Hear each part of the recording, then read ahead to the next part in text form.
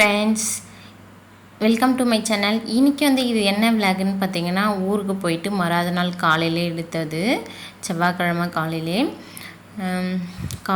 பார்த்திங்கன்னா அம்மா வீட்டிலேருந்து எடுத்துகிட்டு வந்த மாவு இருந்துச்சு. அதை வச்சு டிஃபனும் மல்லாட்டை வறுத்து வேர்க்கடலை சட்னியும் பண்ணி சாப்பிட்டாச்சு. இப்போ பார்த்திங்கன்னா லஞ்சுக்கு பார்த்திங்கன்னா சாம்பார், மாங்காய் போட்டு சாம்பார் வைக்க போகிறேன். மாங்காய் மட்டும்தான் இருந்துச்சு வீட்டில். வேறு எந்த காயுமே இல்லை. வெங்காயம், தக்காளி இதுதான் இருக்குது. அதை வச்சு தான் பார்த்திங்கன்னா மாங்காய் சாம்பார் பண்ணலான்னு சொல்லிட்டு பருப்பு வேக வச்சிட்ருக்கேன். நான் இல்லாதப்போ பார்த்திங்கன்னா ஹஸ்பண்ட் சமைச்சு சாப்பிட்டுட்டு இருந்திருக்காங்க. அவங்க அப்பா கூட இருந்தாங்க. அதனால் இப்போ பார்த்திங்கன்னா அந்த பருப்பு கொஞ்சமாக வாங்கிட்டு வந்திருந்தாங்க. அது கொஞ்சம் இருந்துச்சு, வீட்டில் கொஞ்சமாக இருந்துச்சு. அந்த பருப்பு வச்சு தான் சாம்பார் பண்ண போகிறேன். பருப்பு வாஷ் பண்ணிவிட்டு தண்ணி ஊற்றிட்டு மஞ்சத்தூள் போட்டேன். எக்ஸ்ட்ரா நிறைய போட்டுட்டேன். அதனால் தண்ணி மறுபடியும் கீழே ஊற்றிட்டு மறுபடியும் வேறு தண்ணி ஊற்றி வச்சேன். பாப்பா பார்த்திங்கன்னா லஞ்சு செய்யும் போது தூங்க வச்சுட்டு தான் போயிட்டு அதில் செய்யலான்னு சொல்லிட்டு வந்திருந்தேன். ஒரு மணி நேரம் தான் ஆச்சு. அதுக்குள்ளே பார்த்திங்கன்னா அவள் ஏஞ்சி வந்துட்டா. அவளுக்கு பால் ஊற்றி குடிக்க வச்சுட்டு அதுக்கப்புறமா தம்பிக்கு பார்த்திங்கன்னா நான் 1 மணிக்கு மேலே தான் லஞ்சு செய்ய ஸ்டார்ட் பண்ணேன். இப்போ 1:30 ஆகிடுச்சு. சரி, தம்பிக்கு பசிக்குன்னு சொல்லிவிட்டு நான் இது ஊருக்கு போகிறதுக்கு முன்னால் வாங்கி வச்ச முலாம்பழம். ஹஸ்பண்ட் நான் ஊருக்கு போகிறதுக்கு 2 நாளுக்கு முன்னால் வாங்கிட்டு வந்தாங்க. கிட்டத்தட்ட 10 நாளுக்கு மேலே ஆகுது. இது வாங்கி வச்சு ஃப்ரிட்ஜில் இருந்துச்சு. மேலே மட்டும் தூள் ஒரு மாதிரி ஒயிட் கலரில் இருக்கிற தூளெல்லாம் ஒரு மாதிரி இருந்துச்சு. அதெல்லாம் எடுத்துகிட்டு உள்ளே பார்த்திங்கன்னா பழம் நல்லா ஃப்ரெஷ்ஷாக இருந்துச்சு. அதை வச்சு ஜூஸ் போட்டு கொஞ்சம் சர்க்கரை எக்ஸ்ட்ரா போட்டுட்டேன். ஐஸ் கட்டி வேணும்னு சொல்லி கேட்டிருந்தேன். அதை எடுத்து கொடுத்தேன். அதை போட்டு அதுக்கப்புறம் நல்லா குடித்தான். இல்லைனா எனக்கு ஜூஸ் வேணும்னு சொல்லிட்டு இருந்தான். பாப்பாவுமே இந்த டைம் பார்த்திங்கன்னா கொஞ்சமாக ஜூஸ் கொடுத்து ஒரு வாய் கொடுத்து பார்த்தேன். அவள் கொஞ்சம் குடித்தா. சரின்னு சொல்லிவிட்டு நம்ம பாதி குடிச்சிட்டு அவளுக்கு மீதி கொடுத்துட்டேன். அவளும் பார்த்திங்கன்னா ஒரு 2 வாய் அளவுக்கு தான் வச்சா. மீதி கொஞ்சமாக குடிச்சிட்டா. ஃபஸ்ட்டு டைம் பார்த்திங்கன்னா அவளே தனியாக ஜூஸ் குடிச்சிருக்கா. அதுக்கப்புறம் பார்த்திங்கன்னா ஃப்ரிட்ஜுக்கு ஃபுல்லாக ஒரே கவராக இருந்துச்சு. கருவேப்பிலை, கொத்தமல்லி, ஹஸ்பண்ட் வெங்காயம், தக்காளி எல்லாம் வாங்கிட்டு வந்த கவர் எல்லாம் அப்படியே ஃப்ரிட்ஜுக்குள்ளே வச்சுருந்தாங்க. அதுக்கப்புறம் பார்த்திங்கன்னா கருவேப்பிலெல்லாம் நான் இருந்ததுன்னா பாக்ஸ்குள்ளே போட்டு ஸ்டோர் பண்ணி வச்சுருவேன். அவங்க கவரில் வாங்கிட்டு அப்படியே வச்சுருக்காங்க. அது எல்லாத்தையும் பார்த்திங்கன்னா எடுத்து போட்டு க்ளீன் பண்ணிகிட்டு இருந்தேன். பாப்பாவும் பார்த்திங்கன்னா தம்பி இந்த டைமில் தூங்கிட்டான். இது பார்த்திங்கன்னா ஒரு 4 மணி போல் ஈவினிங்காக க்ளீன் பண்ணிகிட்டு இருந்தேன். இங்கே மழை பெஞ்சிட்ருக்கு. கிளைமேட் கொஞ்சம் நல்லா இருக்குது. இருட்டாக இருந்துச்சு வீட்டுக்குள்ளெல்லாம். லைட் போட்டுட்டு வேலை செஞ்சுட்டு இருந்தேன். அப்புறமா பார்த்திங்கன்னா ஒரு துணி எடுத்துகிட்டு இது எதுவும் நான் வாஷ் பண்ண போகிறது கிடையாது. இது மேலே பார்த்திங்கன்னா லைட்டாக அந்த கருவேப்பிலை தழையெல்லாம் தான் சிந்தி இருந்துச்சு. அதை மட்டும் பார்த்திங்கன்னா ஃப்ரிட்ஜை ஆஃப் பண்ணிட்டேன். சுவிட்சை ஆஃப் பண்ணிட்டு தான் பார்த்திங்கன்னா துடைச்சிட்ருக்கேன். இப்போ ஒரு டைம் நல்லா துடைச்சி விட்டுட்டு அப்படியே பார்த்திங்கன்னா நம்ம ஃப்ரிட்ஜு கவர் வாங்கியிருக்கோம். அதை போட்டு வைக்கலான்னு சொல்லிட்டு க்ளீன் பண்ணிகிட்ருக்கேன். இப்போ ஃப்ரிட்ஜுக்குள்ளே எந்த காயும் இல்லை. போயிட்டு வாங்கிட்டு வரணும். நாளைக்கு தான் போகணும். இன்றைக்கி ஹஸ்பண்ட் வேலை இருக்குதுன்னு சொல்லியிருக்காங்க, நிறைய வேலை. அதனால் நாளைக்கு தான் பார்த்திங்கன்னா போயிட்டு காயெல்லாம் வாங்கிட்டு வரலான்னு சொல்லிட்டு இருக்கேன். இங்கே பாருங்கள், இது இவ்வளோ கவர், ஒரு 10 கவருக்கு மேலேயே இருந்துச்சு ஃப்ரிட்ஜுக்குள்ளே. பலாப்பழம், இந்த பலாப்பழம் பார்த்திங்கன்னா நான் ஊருக்கு போகிறதுக்கு முன்னால் வாங்கிட்டு சாப்பிட்டது. அது எல்லாம் அப்படியே இருந்திருக்கு. சரி, தேவையானது மட்டும் எடுத்துக்கிட்டு தேவையில்லாதெல்லாம் தூக்கி போடலான்னு சொல்லிட்டு எடுத்து வச்சுட்டு இருந்தேன். பாப்பாவும் பார்த்திங்கன்னா கூட எல்லாத்தையும் எடுத்து போட்டுட்டு விளையாடிட்டே இருந்தா.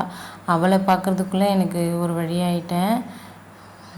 தம்பினா சொல்கிற பேச்சு கேட்டுப்பான். பாப்பா சின்ன பொண்ணுன்றதுனால அவளுக்கு நம்ம சொன்னாலும் புரிய மாட்டேருக்கு.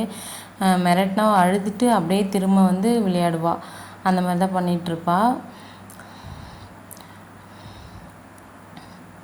தயிர் பாக்ஸுக்குள்ளே கொஞ்சம் லாஸ்ட் டைம் போட்டது. சரி, புறமோருக்காக வச்சுருந்தேன். அது பார்த்திங்கன்னா நல்லா புளிப்பாயிட்டு இருந்துச்சு. அதை பார்த்திங்கன்னா எடுத்து வச்சுட்டு எல்லாத்தையும் க்ளீன் பண்ணியாச்சு. இப்போ பார்த்திங்கன்னா இது எள்ளடை செய்யலான்னு சொல்லிட்டு காலையிலேயே நான் ஹஸ்பண்ட் லஞ்சுக்கு வரும்போதே பார்த்திங்கன்னா மாவு அரைச்சி நான் வீட்லேயே ரெடி பண்ண மாவு தான் இது. ஃபஸ்ட்டு பார்த்திங்கன்னா மாவு பச்சரிசி இருக்குல்ல, அதை ஒரு அரை மணி நேரம் நான் ஊற வச்சுட்டேன். ஊற வச்சு கொஞ்சமாக வெயிலில் அரிசி ஒன்றோட ஒன்று ஒட்டாமல் அந்த அரிசியில் இருக்கிற ஈரப்பதெல்லாம் மட்டும் போகிற மாதிரி அளவுக்கு மட்டும் காய வச்சு எடுத்துக்கணும். அதுக்கப்புறம் மிக்ஸி ஜாரில் அரைச்சி நான் வந்து நொய் இல்லாமல் நல்லா ஜலிச்சு எடுத்துட்டேன். ஜலிச்சதை வந்து பார்த்திங்கன்னா உடனே வந்து வானலில் போட்டு கொஞ்சம் கொஞ்சமாக வறுத்து எடுத்துட்டேன். வறுத்து எடுத்து வச்ச மாவு தான் இது. அது கூடவே வந்து பார்த்திங்கன்னா எல்லடை செய்யறதுக்கு பாதி மாவு மட்டும் எடுத்துருக்கேன். 1 கிலோ அரைச்சேன், ஒரு அரை கிலோ வந்து அரை கிலோ மாவு அளவுக்கு மட்டும் எடுத்துக்கிட்டேன். அதுக்கு வந்து பூண்டு வந்து பார்த்திங்கன்னா ஒரு 10 பல் பூண்டு, காரத்துக்கு தகுந்த மாதிரி வந்து பார்த்திங்கன்னா காஞ்ச மிளகாய் போட்டு ஃபஸ்ட்டு அரைச்சி எடுத்துக்கணும் நல்லா. அதுக்கப்புறமா வந்து பார்த்திங்கன்னா வேர்க்கடலை ஒரு 100 கிராம் சேர்த்துக்கிட்டேன். சும்மா ஒரு 25 கிராம் அளவுக்கு பொட்டுக்கடலை இருக்குல்ல, கடலைன்னு சொல்லுவோம், அதை வந்து சேர்த்துக்கிட்டேன்.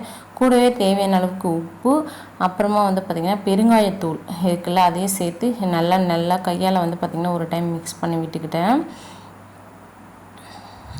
இந்த வேர்க்கடலை வந்து நம்ம நிறைய சேர்க்கறதுனால நல்லா டேஸ்ட்டாக இருக்கும் எள்ளடை செய்யும் போது. இது வந்து எள்ளடைன்னு சொல்லி எங்கள் ஊரில் நாங்கள் சொல்லுவோம்.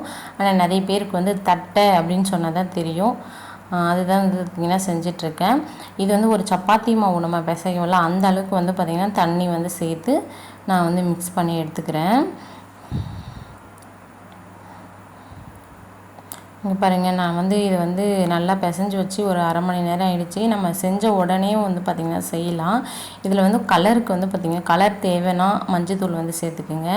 இங்கே பாருங்கள், இந்த அளவுக்கு வந்து பார்த்திங்கன்னா கொஞ்சம் ட்ரை ஆகிடுச்சுன்னா நம்ம பாதி செய்யறதுக்குள்ளே வந்து பார்த்திங்கன்னா அது கொஞ்சம் ட்ரை ஆகிடும். தண்ணி தெளித்து திரும்ப வந்து பிசைஞ்சு வச்சு நாங்கள் செய்யுங்க. உடஞ்சிச்சின்னா, உடையாமல் நல்லா வந்துச்சிங்கன்னா அப்படியே தட்டி எடுத்துக்கலாம். இப்போ வந்து பார்த்திங்கன்னா ஒரு பிளேட் எடுத்துக்கிட்டேன். ஒரு பிளேட்டுக்கு மேலே ஒரு காட்டன் துணி வந்து போட்டுக்கணும். நான் காட்டன் துணி போட்டுட்டு இந்த மாதிரி நமக்கு எந்த சைஸ் வந்து நம்ம எள்ளடை செய்ய போகிறோமோ அவ்வளோ மாவு வந்து எடுத்துக்கணும். நான் வந்து பார்த்திங்கன்னா கொஞ்சம் பெருசாக தான் செய்வேன்.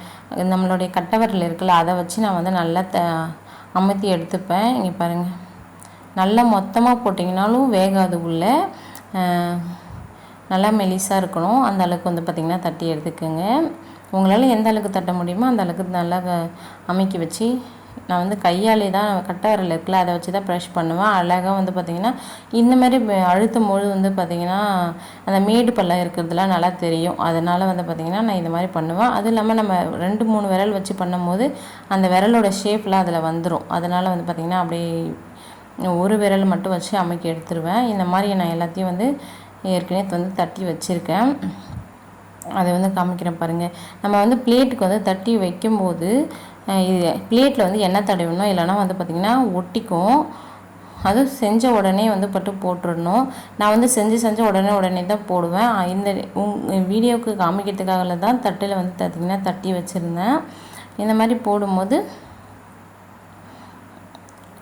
நம்ம எண்ணெயில் போட்டு நல்லா வந்து பார்த்திங்கன்னா எண்ணெயில் போட்ட உடனே பபிள்ஸ் வர ஆரம்பிச்சிக்கும்.